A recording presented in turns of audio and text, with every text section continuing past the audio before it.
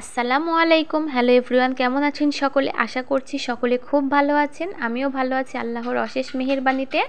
তো আজকে পাউরুটি বানানোর চেষ্টা করলাম, তো সেটাতে সফল হয়েছি। এই যে পাউরুটিগুলো দেখেন অনেক স্পঞ্জি হয়েছে, ফুলে গেছে, ভেতরটাও অনেক ফাঁপা ছিল। আমি দেখছিলাম এটা কেমন স্পঞ্জি হয়েছে, তো দেখি না ভালোই হয়েছে, কেনার মতোই হয়েছে। তো এটাকে আমি এখন দুধ দিয়ে চিনি দিয়ে ভিজিয়ে খেয়ে নিব আমরা মা ছেলে দুইজন মিলে। আমি অনেকগুলো খামির একসঙ্গে মাখিয়েছিলাম, তার থেকে শুধু 2টা টুকরো আমি চেষ্টা করলাম যে হয় কি না এটা দেখার জন্য, আর বাদ বাকিগুলো এই যে আমি দেখছিলাম। এটা দেখেন ইস্ট দেওয়ার কারণে অনেকটা ফুলে গেছে, তো আমি বক্সের মধ্যে ভরে রেখে দিচ্ছি নর্মালে। পরের দিন সকালে আমি এটা দিয়ে চিকেন বান তৈরি করব। তো পরের দিন সকালবেলা আমি এই যে চিকেনটা সিদ্ধ করে নিয়েছি, সিদ্ধ করার পরে এটাকে আমি ঝরঝরে করে নিয়েছি। তারপরে এতে পেঁয়াজ আর কাঁচামরিচ দিয়ে একটু ভেজে নিচ্ছি। এখানে আমি বাটা মশলা ইউজ করেছি। তো বাটা মশলাগুলো দিলে চিকেনের একটা বাজে গন্ধটা চলে যাবে, খেতে ভালো লাগবে, এই কারণেই দেয়া। তো এগুলোকে ভালো করে আমি তেলে ভেজে নিচ্ছি। এবার আমি কিছু পরিমাণে সয়া সস দিয়ে দিলাম। সয়া সস দিয়ে আরও বেশিক্ষণ আমি এটাকে একটু নেড়ে নিব। তারপরে আমি এই যে বড় একটি গাজর, এটা আমি গ্রেট করে দিয়ে দিব।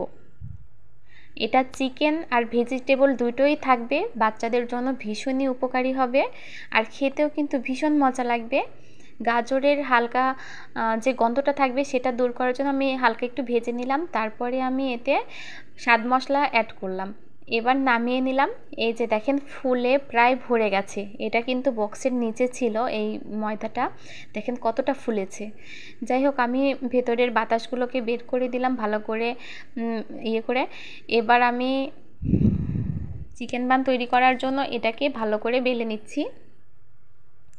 রুটির মতো তৈরি করতে হবে, ছোট রুটির মতো।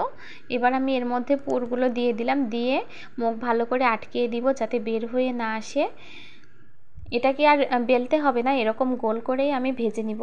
এদিকে তাওয়ায় আমি তেল গরম করতে দিয়েছি, ভালোভাবে এটাকে শেপ দিয়ে নিচ্ছি যাতে দেখতে সুন্দর লাগে।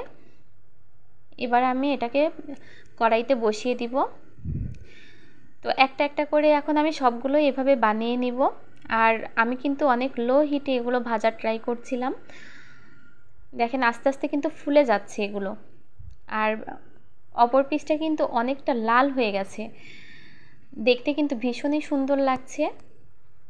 এই যে আমার ভাজা অলমোস্ট ডান। এবার আমি সবগুলো উঠিয়ে ফেলবো, যেগুলো বেশি তেতে গেছে সেগুলো আমি তাড়াতাড়ি করে উঠিয়ে নিচ্ছি। দেখেন এগুলো কিন্তু ছোট ছোট পাউরুটির মতোই দেখতে লাগছে, ভীষণই সুন্দর দেখতেও, যেমন লোভনীয় হয়েছে, খেতেও অনেক সুস্বাদু ছিল।